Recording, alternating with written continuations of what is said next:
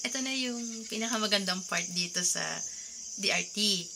Kapag dating ng gabi, lalo kapag humihinto na yung ulan, tingnan nyo walang hangin, di ba? Para kang nasa gitna ng mata ng bagyo. Walang kaluskos ng dahon.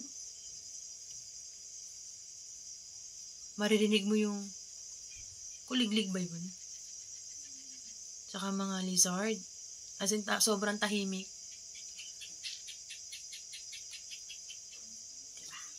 Diba? Oh. Tatahol lang yung aso dito kapag may maingay na tulad ko. Tapos dito, ang oras ngayon ay 9:34 ng gabi. Pero wala nang tao sa labas. Lahat nasa loob na, tahimik na sila.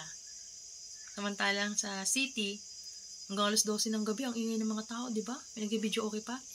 Dito po, tahimik na sila. Nakahiga na at natutulog. Ako na lang ang maingay. Oh. Yun ang kagandahan dito sa bundok. Sa bundok ako eh. Parang pang-5 bundok yata. Dami kong inakit-akit na ganun. Kaya yung lalamove kanina, nagreklamo eh. Sabi niya, ma'am, dagdagan mo yung bayad. Sabi ko, walang problema. Basta malaga makarating tayo. Mamaya alas 12, as in, totally wala. Kahit hangin, wala. Ngayon, nakakarinig pa ako ng kuliglig eh.